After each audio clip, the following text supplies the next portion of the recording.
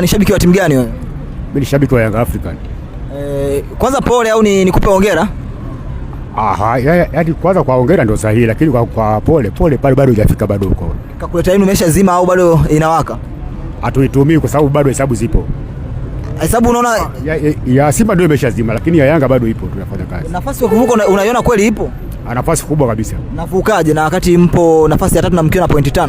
Kwanza mimi nashangaa wachambuzi wetu wa mpira kwa sababu tangu juzi kabla ya mechi walikuwa wanaiombea Yanga aidha ishinde, option ya pili itoe sare, option ya tatu isifungwe goli zaidi ya 2, zaidi ya 1, yani goli iwe 1. Na iliyotokea ni option ya tatu.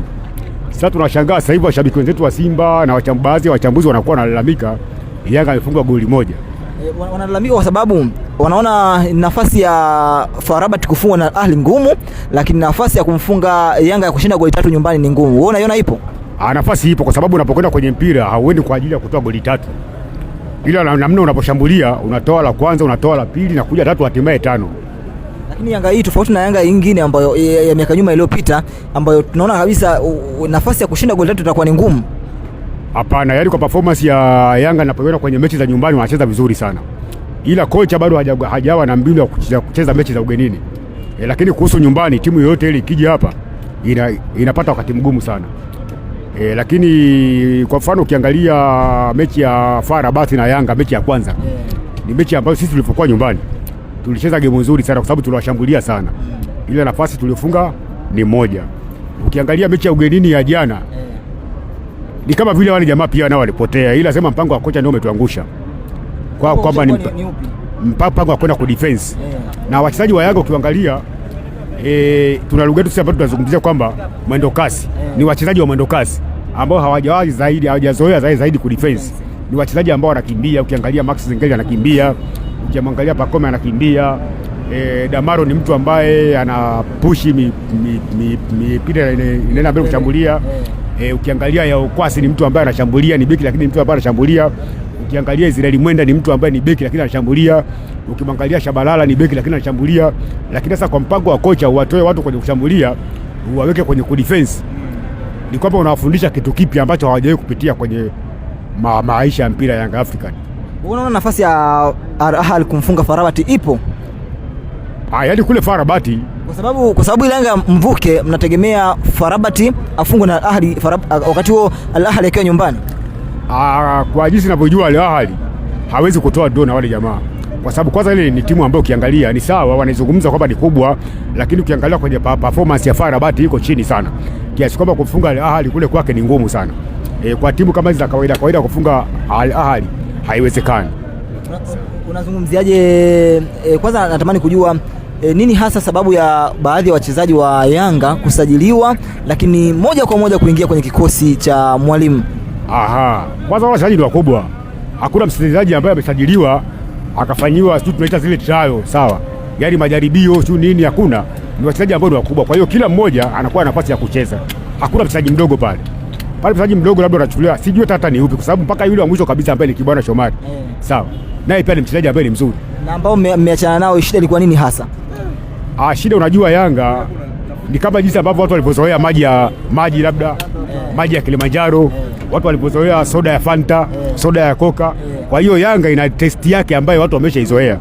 Kwa maana hiyo sisi ambacho tunakihitaji ni ile test ya Yanga African ambayo ndio imeleta washabiki wengi sana ambao unaona wa Yanga. Kwa hiyo testi wale wachezaji kwa wana testi ambayo Yanga wanaitaka. Hawana ile testi ile ya Yanga African. Sio kama ni wabovu. Kwa sababu ukitaka kujua kama wale jamaa ni wakubwa, angalia vilabu walivyokwenda. Tunasikia Barakota amekwenda Raja Casablanca. Dumbia tu kaenda timu gani sio South Africa. Kuwa amekwenda Belouizdad ya nini hii kabila hao ambao tunacheza nao ya Algeria. Kwa hiyo kwanza ili utambua na wachezaji wakubwa, angalia kwanza sehemu ambako wameweza kupokewa kwa mkopo. Kwa hiyo lazima ujue kwamba wale wachezaji daraja lao ni kubwa. Ila sema test ile ya Yanga ndio bado hawajaingia kwenye test ile ya Yanga. Lakini waliokuja wamefiti. Kwa hiyo kilichoko ni kwamba kocha lazima ajue jinsi ya kuwatumia. Ni sawa sawa na mtu ambaye unakwenda sokoni kununua bidhaa, ni sawa, lakini kupika ujui. Sasa bidhaa za Yanga ni zile bidhaa ambazo zipo kwenye quality ya hali ya juu sana. Sasa hapa anachosubiriwa ni kocha namna gani ya kuzitumia. Ndicho ambacho kinamshinda. Wanasema sio mbaya, lakini kuzungumzia nyumba ya jirani yako, nyumba ya Simba, wao wamekuwa na mwenendo mbaya hivi. Wewe unazungumzia, unaiona shida ya Simba ipo wapi zaidi? Shida ya Simba tuzungumzie tu kisport, tuweke ushabiki. Shida kubwa ambayo inasumbua Simba, cha kwanza ni level ya Yanga aliyofika na namna ya maendeleo ya Yanga. Lakini ukija ukiangalia, yani hii ni masuala ya uongozi na washabiki wao, kwamba wao wanasumbuliwa zaidi na ile quality ya Yanga waliokuwa nayo na ubora na mambo wanayoyafanya na maendeleo waliokuwa nayo na utulivu na matokeo wanayoyapata kwenye timu. Sasa kwenye pitch, kinachosumbua Simba ni kwamba wataka waende kwa haraka. Yani Simba ukiangalia zaidi wao, hata ukiwauliza wataka wawe na mtu kama Pacome. Pacome hawezi kuwa wawili, ni mmoja tu. Simba ukiangalia wataka wawe na mtu kama Max Zengeli, haiwezekani. Sawa, Simba ukiangalia wataka wawe na kipa kama Diara, ni kitu ambacho hakiwezekani. Umeshaona, wao watakiwa wajenge timu yao iwe na falsafa yao, alafu waache Yanga wawe na falsafa yao, sasa wakashindane falsafa yao na falsafa ya Yanga Afrika. Kwa hiyo ndio shida hasa ya Simba, ndio shida ambayo inasumbua Simba, kwa sababu matokeo ya kwenye mpira hata tukiangalia vilabu vya Ulaya hakuna timu inashinda fululizo. Leo wanashinda wiki hii naye anafungwa, lakini kwa Simba inakuwa ni shida. Lakini Simba inapofungwa inakuwa kama Simba ya Mangungu hivi. Wewe unakubaliana na hilo? Zile ni chuki tu, zile ni chuki, kwa sababu kwanza heshima hawana. Kwa sababu ukiangalia Mangungu ni mtu ambaye walimpigia chapuo kwenye uongozi, sawa, akawaahidi mambo mengi na ametekeleza, lakini sasa wao matokeo wanapokuwa wanayapata basi wanaruka na huyo mmoja. Alafu Simba wanaheshimu sana mtu mwenye pesa. Umeshaona kwamba tayari wao ndio waliamua kwamba wampe moyo timu. Kama waliamua wampe moyo timu, hii ya Mangungu yatoka wapi? Kwa sababu ukiangalia Mangungu kwenye bodi ya usajili hasajili. Mangungu ukiangalia kwenye masuala ya fedha hausiane naye. Kwenye zile kamati yeye kule ni mjumbe tu peke yake. Kama ni mjumbe anamsumbulia nini? Kwa hiyo ni kwamba hata washabiki wa Simba wao wenyewe kama wenyewe hawajui katiba yao inazungumza nini, kwa kama mwenyekiti wao atakuwa anasimamia vitu gani na vitu gani. Lakini ukija kwa Yanga Afrika ni wakati watengeneza maendeleo ya kimpira ya Yanga, kila kwenye gazeti ambalo linatoka walikuwa wanatoa muktasari wa namna ya muundo wa Yanga, kwamba mwenyekiti wao atakuwa wa aina gani, wajumbe watakuwa na aina gani, kamati ya fedha itakuwa na aina gani, na mwenyekiti atakuwa ni nani. Hata Simba walielewi hilo.